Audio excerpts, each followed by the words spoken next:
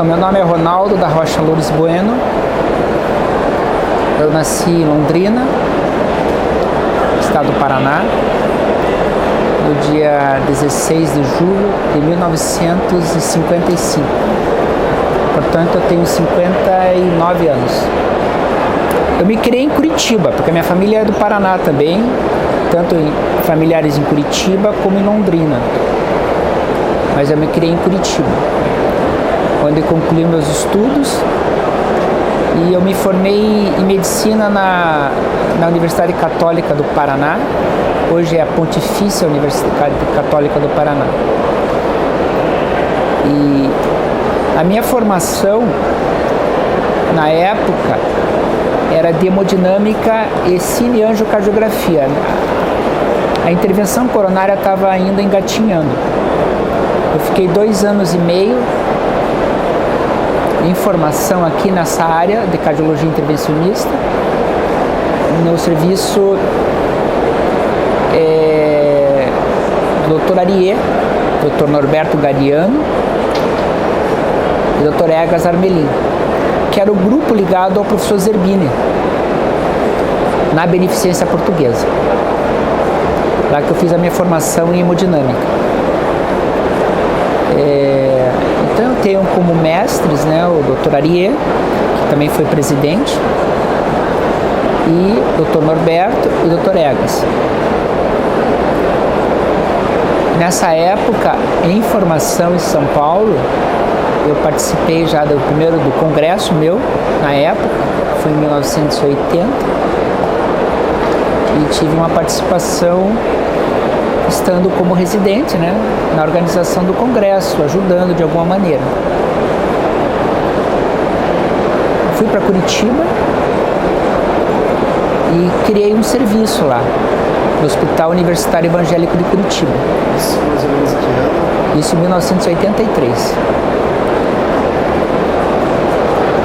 E essa época começou já a cardiologia intervencionista a engatinhar. Os primeiros procedimentos de angioplastia, na época com balão. E nós começamos os primeiros procedimentos lá no Hospital Evangélico. E eu e meu sócio, Antoninho Krichenko, que já é falecido e que na época também já tinha concluído, um pouco antes do que eu, a formação dele também no mesmo lugar, na Beneficência Portuguesa de São Paulo, no grupo do Dr. Ariê e o Dr. Zerbini. Em Curitiba nós começamos os primeiros procedimentos de intervenção coronária, tornando um dos pioneiros no Brasil, os primeiros serviços no Brasil de uma forma rotineira a fazer os procedimentos de angioplastia com balão. Eu e o meu sócio, o Dr. Antoninho Krichenko. Chegamos a ter uma casuística e que publicamos nos arquivos brasileiros de cardiologia, os primeiros 100 casos. Naquela época também, do nosso início, nos primeiros 2, 3 anos, teve um congresso da Sociedade Brasileira de Hemodinâmica e Angiocardiografia na época, que nós participamos da organização. A gente participou da organização do congresso, que foi o 8º congresso, em Foz do Iguaçu, que foi, na ocasião, presidida pelo Dr. Constantino. Essa foi, então, a primeira participação efetiva minha na sociedade, como membro da comissão. É bom lembrar também que esse serviço que nós montamos em Curitiba era no Hospital Evangélico de Curitiba e não tinha serviço de hemodinâmica. Nós criamos esse serviço. E na época o hospital não tinha condições de comprar o equipamento de hemodinâmica e nós terceirizamos. O nosso grupo de médicos, inclusive cirurgião cardíacos, nós que compramos e passamos a terceirizar esse setor, né? E foi o primeiro serviço no Brasil a terceirizar serviço de hemodinâmica. E essa minha experiência, eu passei para vários colegas, estimulei esse tipo de iniciativa para tornar as atividades muito mais, vamos dizer assim, efetivas, muito mais viáveis, vamos dizer assim, para as atividades de hemodinâmica e cineangiocardiografia.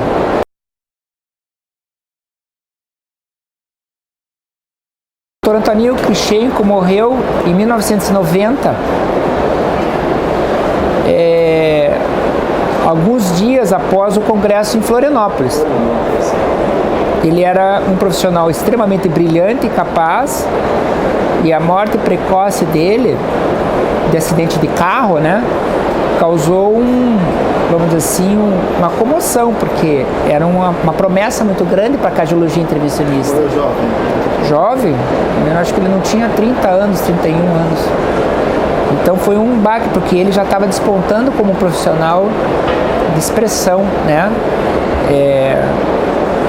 E o Antonio Krichenko, na época, alguns anos logo depois da morte, ele foi feito acho que um prêmio em nome dele. Um prêmio de trabalhos ou temas relacionados às nossas atividades científicas nos congressos. Mas com o tempo se perdeu também, né? Mesmo porque, como você deve saber, na gestão do Mangione,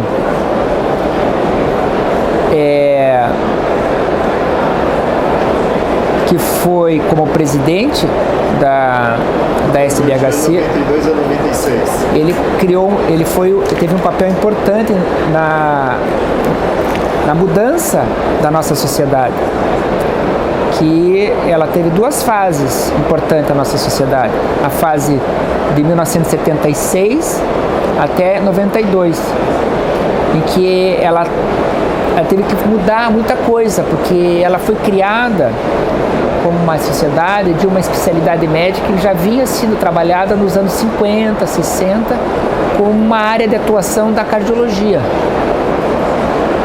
E aí, essa área de atuação, ou subespecialidade da cardiologia, se organizou em torno dessa sociedade. Não foi a especialidade ou essa subespecialidade existia bem antes, nos anos 50. Só que ela se estruturou sobre o ponto de vista de sociedade só em 1976, quando organizamos o primeiro congresso. Entendeu? E quando ela criou, era uma sociedade praticamente de diagnóstico, só de diagnóstico. E com a evolução da nossa especialidade, principalmente a partir dos anos 80, com a intervenção vindo, houve a necessidade de ela mudar a cara dela, uma sociedade mais de cardiologia intervencionista. Tanto é que ela aí passou o nome a mudar. Ela mudou de Sociedade de Hemodinâmica e Angiocardiografia para a Sociedade Brasileira de Hemodinâmica e Cardiologia Intervencionista. Porque esse foi um marco importante da sociedade, em que caracterizou ela uma sociedade de uma área de atuação ou subespecialidade da cardiologia, né? Com um foco mais predominante, praticamente quase que, embora a gente faça diagnóstico também, mas com um foco importante nessa grande e extraordinária evolução da cardiologia, que foi a cardiologia intervencionista.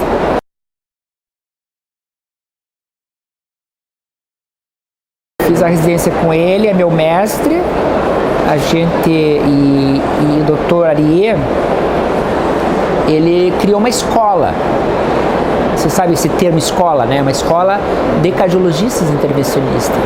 São que passamos a ter um grupo de profissionais que se formaram com ele, que foram seus seguidores, em termos até profissionais, e uma referência para todos nós como um grande mestre, Dr. Arié. Ele é, vamos dizer assim, a expressão viva da ética, da moral. Então isso é uma coisa muito importante.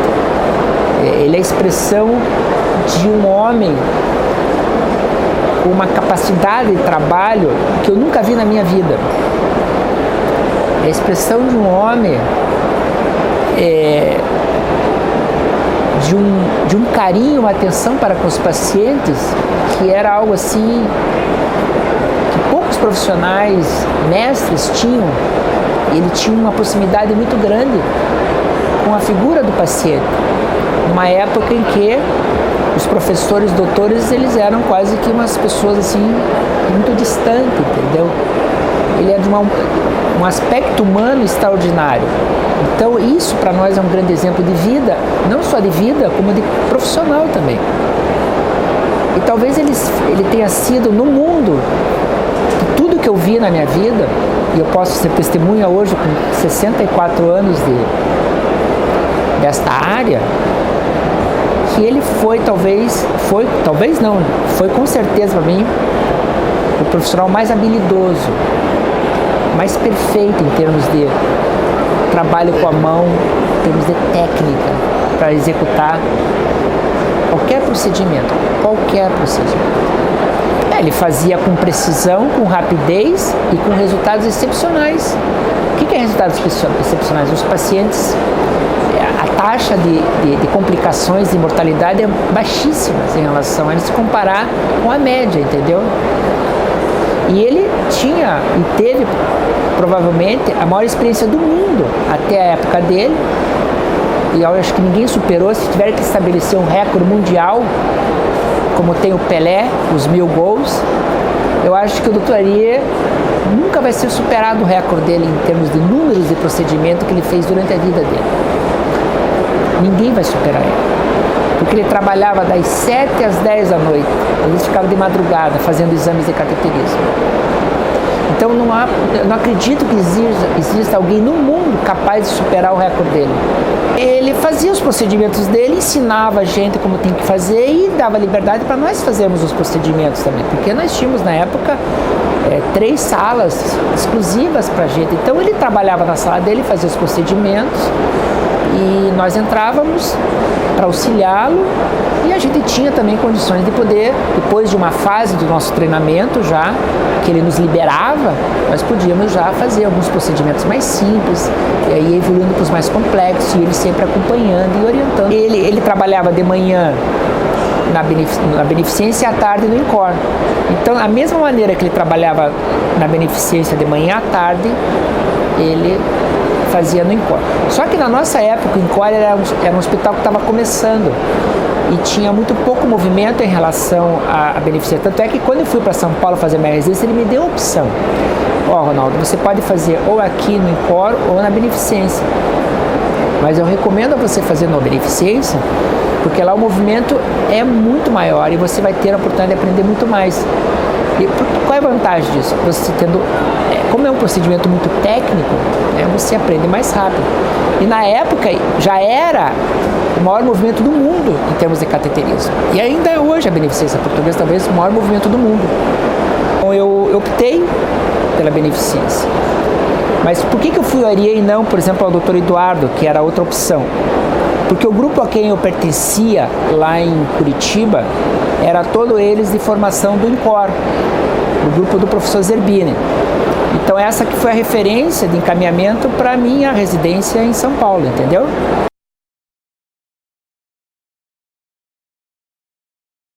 O Dr. Egas Armelin era uma figura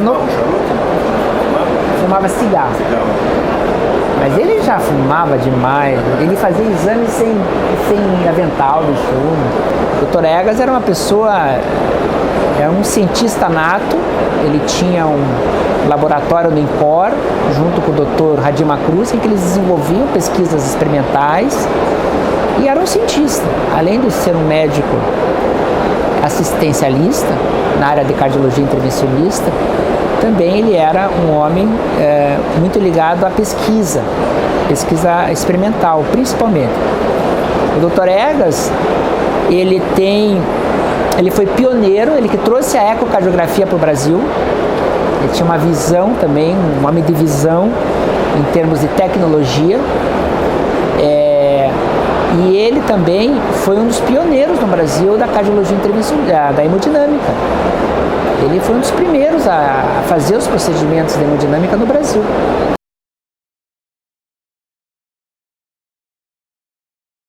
Na verdade, eu nunca tive a pretensão de chegar à SBHCI. Eu comecei a atividade associativa no Paraná, como primeiro tesoureiro da Sociedade Paranaense de Cardiologia. depois fui vice-presidente da Sociedade Paranaense de Cardiologia, depois por 2 vezes fui secretário-geral da Associação Médica do Paraná, primeiro secretário da Associação Médica do Paraná, depois fui presidente da Associação Médica do Paraná. E aí eu segui dentro dessa linha do associativismo, fui à AMB, fui vice-presidente da Associação Médica Brasileira por 2 gestões, fui diretor dos arquivos, da diretoria de comunicação da Associação Médica Brasileira, fui presidente do Clube Médico da Associação Médica Brasileira. Então eu estava com uma bagagem muito grande. E aí, com essa bagagem, eu fui convidado vamos dizer assim, participar das atividades da SBHCI. Foi quando o Mangione me convidou para fazer parte do primeiro conselho consultivo da SBHCI, representando a região sul. Então, nessa condição, eu comecei a me envolver também na Sociedade Brasileira de Hemodinâmica, na época já cardiologia intervencionista. Embora, como eu falei para você, eu naquele congresso que foi em Foz do Iguaçu, eu já tinha participado da organização do congresso junto com o Constantino, né? Mas eu comecei a me envolver nas atividades da SBHCI aqui em São Paulo, foi quando o Mangione me convidou para participar do conselho, do primeiro conselho, se não me engano, consultivo da SBHCI, foi o primeiro. E nessa condição eu fiquei por os 4 anos que ele ficou presidente. Depois ainda continuei um pouco no tempo do Jamil também, que foi, depois do Heitor, do Heitor. Então, aí as coisas se envolvem na sociedade, a gente está trabalhando junto com todos e tal, aí o meu nome foi lembrado pelas lideranças envolvidas na sociedade para eu pleitear o cargo de presidente. Aí eu me candidatei. E na época não teve um candidato e eu fui a chapa única e me elegi.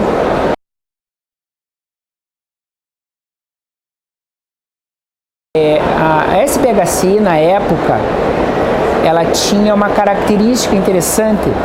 Os presidentes anteriores, aliás, também queria chamar a atenção que a primeira sede que nós tivemos foi adquirida na gestão do Mangione também, que é a que nós temos até hoje, que era uma salinha, em que lá trabalhavam 2 ou 3 funcionários que praticamente faziam os serviços,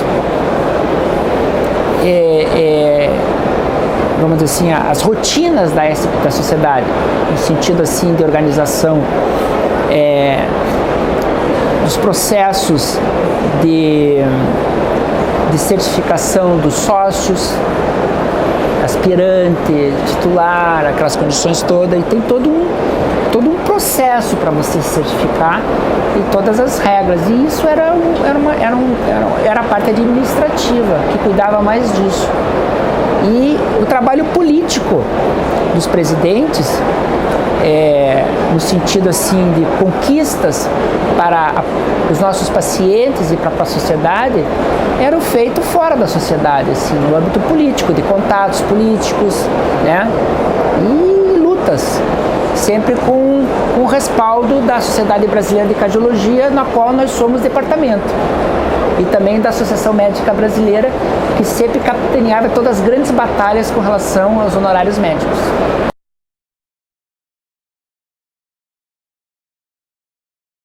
No Brasil, na época que eu estava na Associação Médica Brasileira, criou-se a Sociedade Mista, a Comissão Mista de Especialidades, que regulamentou todas as sociedades, todas as especialidades médicas, que eram 100, e todas as áreas de atuação, ou subespecialidades, que são mais ou menos 100 também. E na época, dentro dessa construção dessas sociedades, nós fomos classificados como uma área de atuação, uma subespecialidade, e não uma sociedade de especialidade, ou uma especialidade médica. Então, as sociedades médicas de especialidade, as sociedades médicas de áreas de atuação, elas se organizam em torno de uma sociedade. No caso, nós somos uma sociedade brasileira de hemodinâmica e cardiologia intervencionista. Mas somos uma sociedade de área de atuação, não somos uma sociedade de especialidade médica. Como eu conhecia muito bem o processo todo, o trâmite para se tornar uma especialidade médica, ao invés de uma área de atuação, e também em função de nós estarmos atuando em outras áreas além do coração, eu vi a necessidade de nós nos organizarmos em torno de uma sociedade de especialidade e não uma área de atuação. E eu organizei todo o trâmite para isso, para nós tornarmos uma sociedade de especialidade. Qual a vantagem disso? A vantagem é que com isso nós podemos solicitar pela Comissão Mista de Especialidade outras áreas como as nossas áreas de atuação. No caso, a endovascular, a extracardíaca, carótida, etc. Porque hoje, na condição que nós estamos hoje, com uma área de atuação, nós não podemos requisitar uma área de atuação com uma área de atuação. Nós tínhamos que ser uma especialidade médica para requisitar uma área de atuação. E esse que foi o aspecto que eu achava importante, porque isso faz com que, sob a regulamentação do Conselho Federal da Medicina, nós podemos anunciar que nós temos essa especialização, essa área de atuação.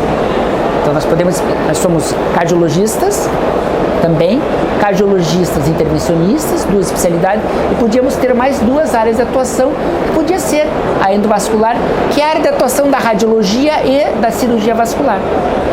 Então eu via isso como uma maneira de nós fortalecermos a nossa sociedade, do ponto de vista político. Por quê? Porque para efeito dos governos federal, estadual e municipal, principalmente federal, a nível do Ministério da Saúde, eles reconhecem e consideram e dão voz e voto para sociedades de especialidade. Claro que eles dão também para áreas de atuação, como é as batalhas que nós estamos feitos, mas sempre nós temos que pedir um caminho via a Sociedade Brasileira de Cardiologia, que é a nossa sociedade mãe, entendeu? Claro, se nós fôssemos uma sociedade de especialidade,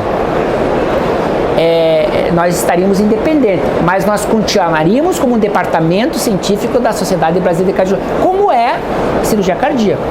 Então, essa ideia nossa, da nossa gestão, era que isso iria criar uma condição política extremamente favorável, não ia de conta os interesses da SBC, porque numa assembleia da Sociedade Brasileira de Cardiologia, aqui em Porto Alegre, de 90 delegados, 89 aprovaram essa condição de nós sermos uma sociedade de especialidade. E aí, o trâmite seria encaminhar a AMB, tinha todo um trâmite para isso. Aí acabou a minha gestão e se perdeu a continuidade desse trabalho. Mas isso é uma coisa que pode ser pensado ainda, sempre é, porque a força política de uma sociedade de especialidade é muito maior, e eu sei porque eu vivi a AMB quase 10 anos, é muito maior do que a força política de uma sociedade de área de atuação.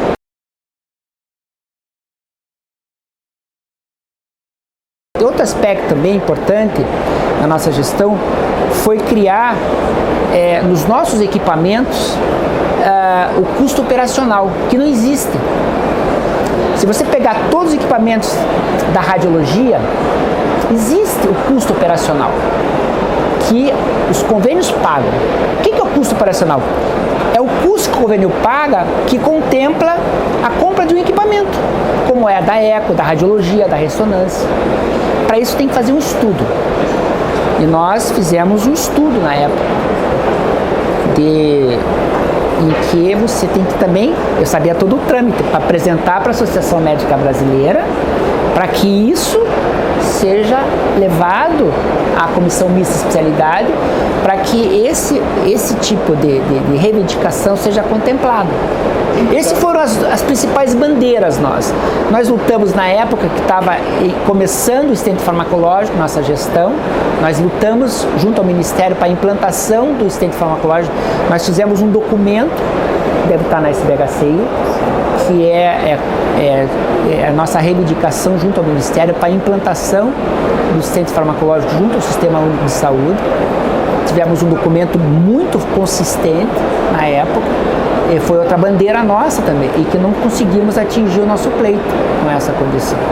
Outro aspecto importante da nossa gestão foi a ampliação da nossa sede e a reforma de toda a estrutura e principalmente o profissionalismo. Nós passamos a contratar gerentes para cuidar de uma maneira muito mais profissional, porque antes nós tínhamos uma secretária só e um assistente dela. Então nós profissionalizamos a sociedade no sentido de melhorar o desempenho dela em todos os sentidos, tornando uma cara de empresa, entendeu?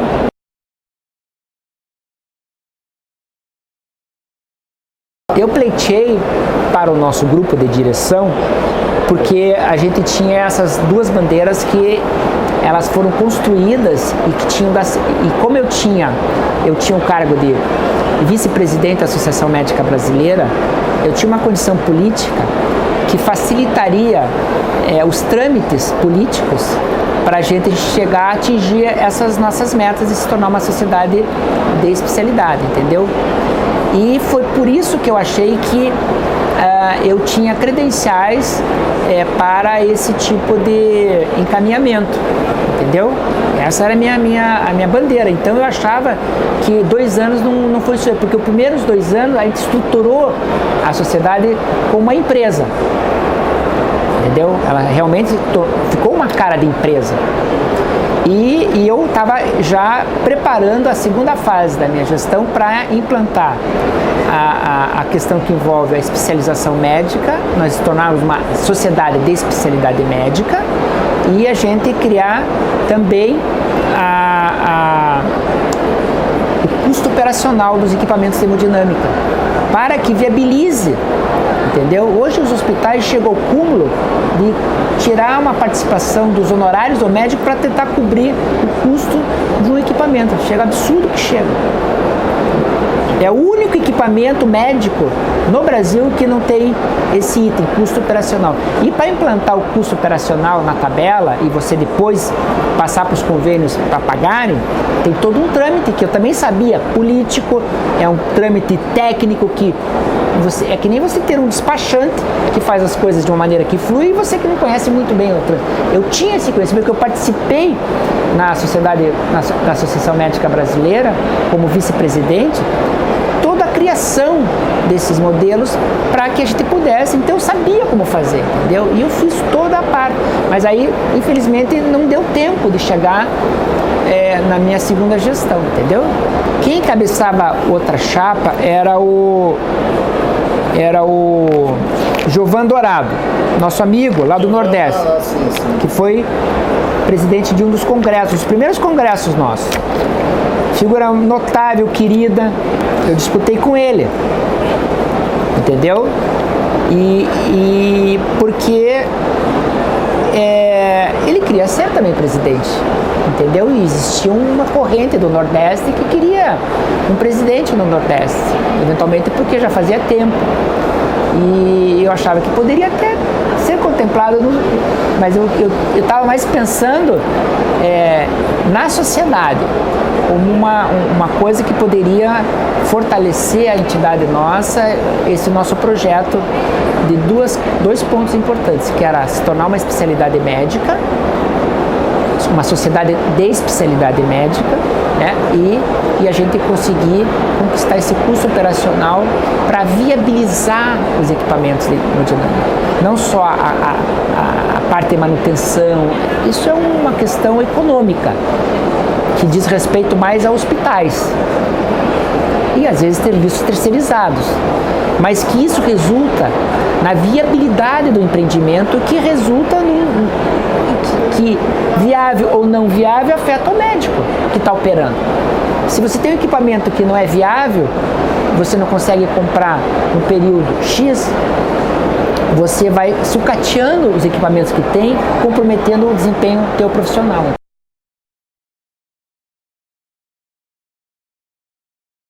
eu sempre digo isso para todo mundo, foi a melhor experiência no associativismo que eu tive na minha vida. De todos os cargos que eu tive a nível regional, a nível nacional, essa foi a que mais me realizou, que mais assim eu me dediquei. Eu vinha de Curitiba às vezes 2, 3 vezes por semana. E isso me dava uma energia extraordinária, porque eu tinha uma paixão por o que eu fazia. Foi a coisa mais realizadora na minha vida, nessa esfera do associativismo. De tudo que eu vivi, mais de quase 25 anos, essa experiência de 4 anos foi a melhor que eu tive na minha vida. Por causa das realizações e tudo que eu acho que eu consegui conquistar para a sociedade.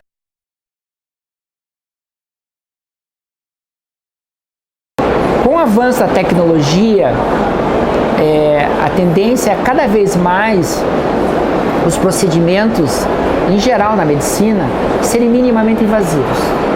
O que aconteceu com a cardiologia intervencionista aconteceu com várias especialidades médicas. É o exemplo, por exemplo, da cirurgia do aparelho digestivo. Antigamente, só se abria a barriga, mesmo para ver se tinha alguma coisa, e fechava, às vezes até para fazer diagnóstico. Hoje faz cirurgias que antes eram enormes, hoje só com a videolaparoscopia. O paciente chega, vai no dia seguinte embora para casa. Antes era cirurgia que demandava às vezes uma semana, 2 internada, com grandes riscos de complicação, como infecção hospitalar e tudo mais. Então, a exemplo da cardiologia, toda as especialidades estão evoluindo os procedimentos mais intervencionistas do que a céu aberto. Então, cada vez mais está surgindo tecnologias para que a nossa especialidade sempre vai estar crescendo, sempre.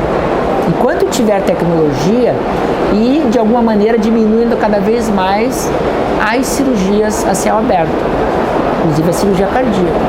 E esse foi um dos grandes problemas enfrentados pelo cirurgião cardíaco, essa evolução.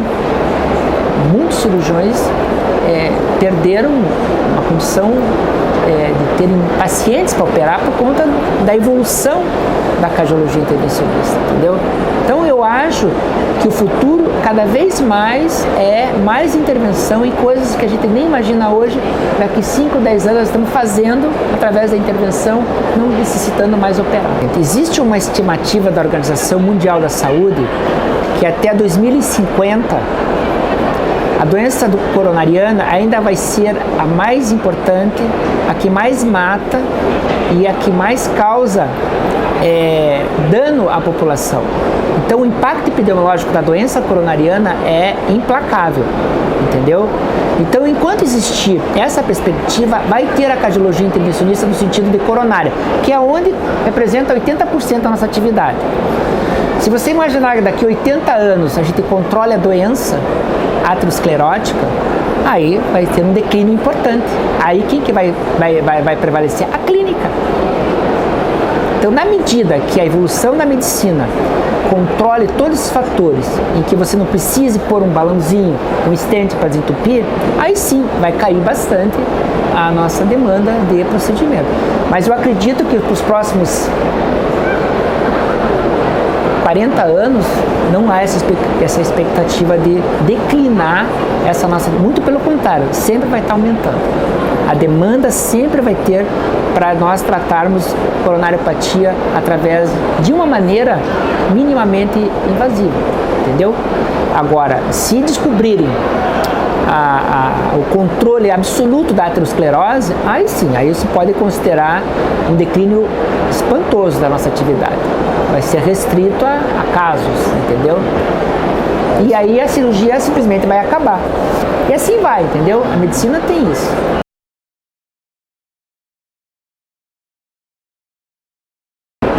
A proposta do Paulo era assim: tirar a hemodinâmica, ficar a Sociedade Brasileira de Cardiologia Intervencionista. Por quê? Porque a hemodinâmica, praticamente a gente não faz mais a atividade da hemodinâmica que vem dos primórdios da nossa especialidade, dos anos 40, 50. Mas aí o Dr. Gottschall defendeu a tese que não, que tinha que continuar, e ele foi um grande defensor de continuar com o termo hemodinâmica, para manter o vínculo histórico com a nossa especialidade. Então houve sim propostas de mudança do nome para tirar a hemodinâmica, só ficar Sociedade Brasileira de Cardiologia Intervencionista, não ter mais a hemodinâmica. Mas ficou esse nome, entendeu? Ficou esse nome. Por um respeito à história. A história, perfeito, você matou a charada. Por respeito à história. A gente faz isso. Hoje quem faz hemodinâmica, quem dá os dados de hemodinâmica que nós, hoje a ecocardio dá tudo. A ecocardiografia dá, eco com Doppler, ela que dá todas as informações que nós hoje nem precisamos. Então hoje nossa especialidade está restrita mais em termos de diagnóstico, coronariografia, que ainda é padrão ouro, e os procedimentos intervencionistas. Aqueles procedimentos de hemodinâmica necessários para você diagnosticar eram feitos mais nos procedimentos de cardiopatias congênitas e valvopatias, doenças das válvulas, que hoje a ecocardio dá o diagnóstico de tudo isso.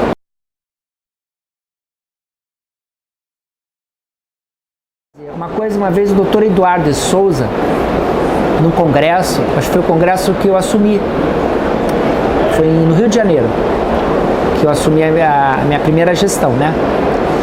Ele falou uma coisa bacana, que todos os presidentes tiveram um papel fundamental e decisivo para o engrandecimento da nossa sociedade.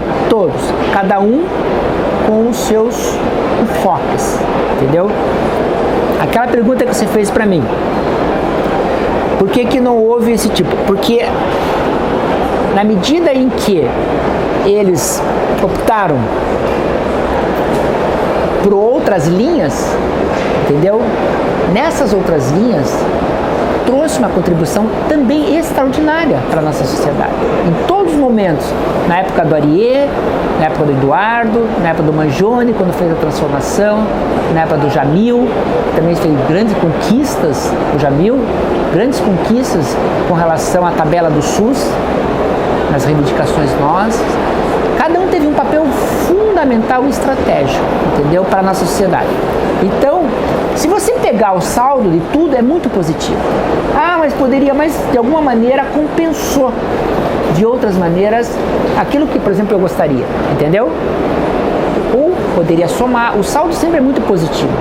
Esse é o que eu sempre digo. É democracia, sim, no Brasil e também em todas as atividades.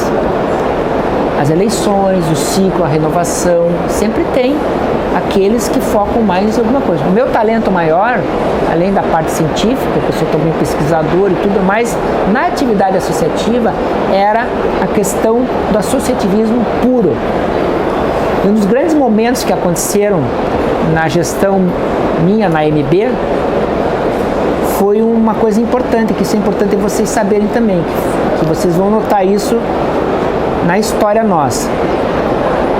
Até 97, 98, a Associação Médica Brasileira, ela que era a sociedade ou a entidade que lutava pela classe médica. E era para todos. Então, ela pegava todas as 100 especialidades e brigava por elas. Mas percebeu-se que não estava tendo o efeito desejado, que ela não conseguia dar conta. E aí que foi na gestão nossa, na primeira gestão da MB como vice-presidente, que começou a mudança. A MB estabeleceu um plano estratégico de passar para as sociedades científicas o papel de luta também, pelos seus direitos, pela sociedade, pelos seus sócios, pelos seus pacientes. Então isso foi uma grande mudança. Nós não tínhamos, porque as sociedades de especialidade elas não queriam nem se meter nesse assunto, elas tinham que só discutir questão ligada à ciência. Isso não era o papel delas. E isso mudou muito. Hoje todas as sociedades, todas as especialidades de área de atuação, elas têm os seus departamentos de defesa profissional e que estão lutando pelos nossos pacientes, pelos nossos procedimentos e pelos nossos sócios. Então essa foi uma grande transformação que ocorreu também nesse mesmo período que pegou o Jamil participou disso e eu vivi isso também bastante, e daí todo esse meu interesse no associativismo puro, no sentido de organização.